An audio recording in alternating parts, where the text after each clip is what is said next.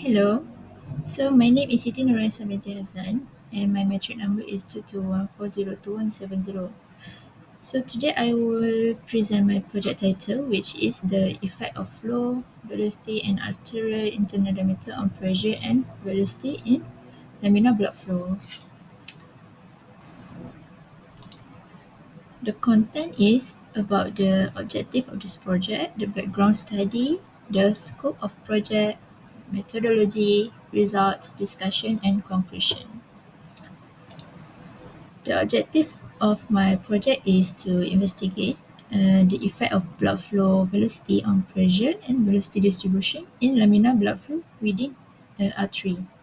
The second one is to analyze the influence of arterial internal diameter on pressure and velocity changes in laminar blood flow during arterial constriction. The background study for my project is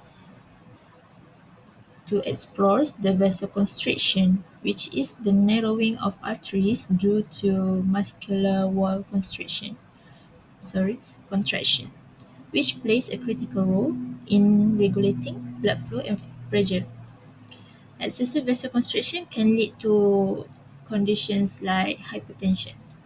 So, to understanding how arterial dimension and blood flow velocity impact on pressure and velocity profile is crucial for cardiovascular health. So CFD is a powerful tool, or either we call computational fluid dynamics. It's a powerful tool used here to simulate and analyze this behavior. Scope of project is to study the effect of vasoconstriction in an artery using computational fluid dynamics, which is CFD. So we want to analyze how changes in blood flow velocity and arterial diameter affect the pressure and velocity in laminar blood flow. So for this project, we use a Bird-Caro model to represent a non-Newtonian blood behavior. For the independent variables, the blood flow velocity and degree of arterial narrowing, which is the diameter changes. And for my dependent variables, we want to focus on velocity and pressure inside the artery. So, the study assumed two ideal conditions, treating the blood as incompressible and arterial wall as a rigid, while excluding the factor like pulsating flow and wall elasticity for simplicity. As you can see here, this is the methodology for my workflow, which is we need to create the geometry, we need to import into the scene flow, we need to do some meshing, set the mesh boundaries, set the solver, boundary conditions, initial conditions, monitors, and then run the simulation. So for geometry, we need to create the geometry of fluid domain of the artery with different diameter, which is for my project is I use 7 mm, 5 mm, and 3 mm. And then after we create the geometry, we need to import into the SimFlow software with unit mm. And we need to define each surface with outlet, inlet, and body. And then we need to do some meshing for the geometry, and we need to set the geometry refinement, which is maximum and minimum 1 respectively. For the base division, we need to set to 55, 45, and 45 for the X, Y, and Z. And we need to set the mesh carefully, since we cannot exceed 2000 to 200k nodes. For the material point, we need to put it in the fluid domain so that the result can read, so that the material inside the geometry can read until the result. And then we need to generate mesh. After that, we need to set the mesh boundaries, which is for body, we need to set into wall, inlet, and outlet as a patch. For the solver, uh, the filter is incompressible, and the solver we use is Pimple, Pimple, and the turbulence is set to Laminar. And as I said before, the transport properties is Berkerud, since the blood is a non-Newtonian flow. For the boundary conditions, the inlet velocity have been set to 0.2 meter per second. For the outlet, we just set it as a pressure outlet. As for body, as a wall, only for wall. The initial conditions was set to 0, 0.2 and 0 according to X, Y and Z axis. And the monitor, we need to set the sampling and create the slice, which is we choose Z axis as our slice to so that we can get a result within the Z axis.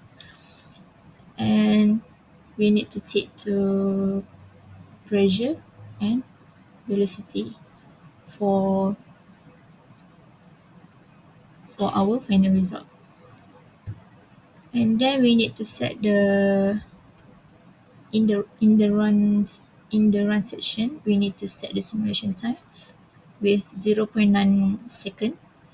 And for time stepping, we set to automatic, and initial we set to 1e negative 0.6 second, and for maximum 1e negative 0.2 second, and for the output we set it into 0.02 second. And then we can run the simulation. Next, we're gonna talk about the results. And as you can see here, this is the result for mesh independence test, where the purpose is to find the impact of mesh resolution on outlet velocity accuracy. So from the table 1, we can see that the closest mesh, which contains of 8,310 cells with height deviation of 4.22%, and it is unable to capture the flow features accurately. For the second one is a medium mesh which contains of 3,986 cells, and as you can see, the deviation is reduced to 1.33%. And for the fine mesh, the third one is the 77348 cells, and the deviation is further decreased to 0.60%. And the finance mesh, which contains of 98,377 cells, have made as a reference value, which is 0.00% deviation, indicating the mesh independence. So as you can see at the graph, we choose the third one as our mesh. We selected the third one as our mesh division, which is 77348 cells. We choose for balance between accuracy, 0.60% division, and computational efficiency. This will provide accurate results while minimizing computational time and resources. Next, this is the result for parametric study, where the section is to examine how blood flow velocity and arterial diameter affect pressure and velocity in the artery.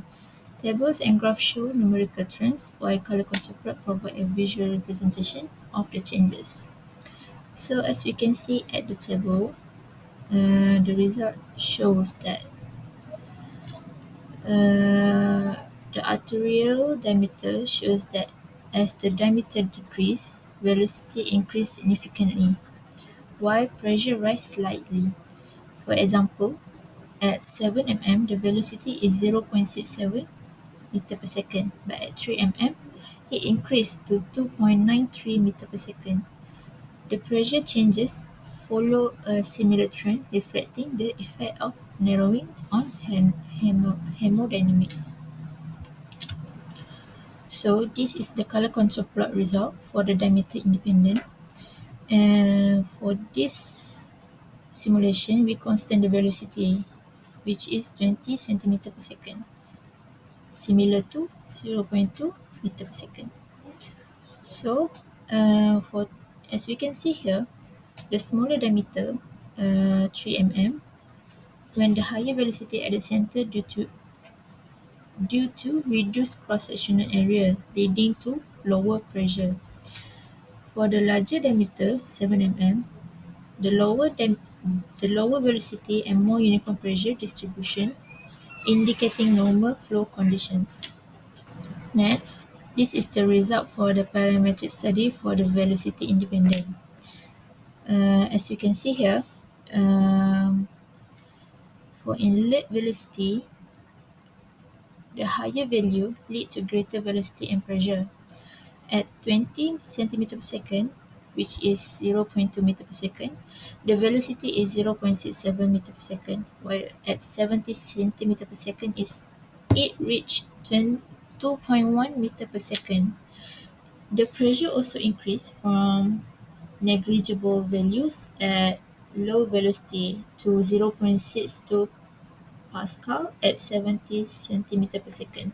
And this trend highlight how flow speed impacts the arterial behavior. So this is the color control plot results for the velocity independent, where we constant the diameter of 7 mm since it's like slightly to normal diameter. So from what we can see, the effect on inlet velocity, uh, when the lower inlet velocity, which is 20 centimeter per second, it produce a uniform flow and have a higher pressure. And for the higher inlet velocity, which is 70 centimeter per second, it creates steeper velocity gradients but increased shear stress and significantly pressure drops along the artery. So we jump into the discussion where the result from the table and graph provide valuable insight into how arterial diameter and inlet velocity influence the blood flow velocity and pressure. The table data reveals that smaller arterial diameter leads to significantly higher velocity and moderate pressure increase. For example, at a diameter of 3 mm, the velocity is the highest, while pressure rises slightly due to the increased resistance from the narrow cross-sectional area. This is where a reduction in cross-sectional area leads to an increase in velocity to maintain the flow rate. Similarly, the data for inlet velocity demonstrate that higher velocity cause proportional increase in maximum velocity and pressure within the artery, reflecting how elevate flow energy impact hemodynamic parameters. Next, for the graph analysis, the graph complement the table by visually depicting these relationships. For the diameter versus velocity graph, shows an inverse relationship where smaller diameter correspond to higher velocity. Highlight the role of arterial narrowing in accelerating blood flow. Next, for the diameter versus pressure graph shows a direct relationship where the pressure increasing as the diameter decrease, driven by increased resistance. For inlet velocity, where the inlet velocity versus the maximum velocity graph shows a linear relationship where the higher inlet velocity produces a proportional increase in blood flow velocity. Meanwhile, for the last one is the inlet velocity versus the pressure graph, where it's revealed a non-linear trend with pressure increasing at a faster rate as velocity rises, emphasizing the impact of resistance and energy dissipation. So, from the simulation phenomenon, the phenomenon model in the simulation represent the vasoconstriction, a physiological process where arterial narrowing impact blood flow dynamics. The result demonstrate how vasoconstriction increase resistance, leading to elevated velocities and pressures, which are critical factors in understanding the cardiovascular disease like hypertension. So, this finding align with the established fluid dynamic principle, such as Bernoulli equation and the Navier-Stokes equations, which describe the relationships between the velocity, pressure, and resistance. And for the alignment with the literature, the objective is by effecting the analyzing, where the effect of arterial diameter and inlet velocity on pressure and velocity in laminar blood flow. It highlights the importance of understanding this relationship for diagnosing and managing cardiovascular conditions. The findings are consistent with prior research supporting the use of computational fluid dynamics, which is CFD, to model hemodynamic changes and providing a foundation for future studies. So, in conclusion, the study has successfully investigated how arterial diameter and inlet velocity affect the blood flow. The main key find the main key finding have been found where we found that the smaller arterial diameter significantly increase velocity, while higher inlet velocity raise both velocity and pressure. The objective have achieved successfully, and we can understood the impact of arterial diameter and blood velocity on hemodynamic parameter. For the practical implications, it is these results can help predict cardiovascular behavior under the pathological conditions like vasoconstriction. And for future work, incorporating capacitor flow and patient-specific geometries is recommended to enhance the study's relevance. And that's all from me. Thank you.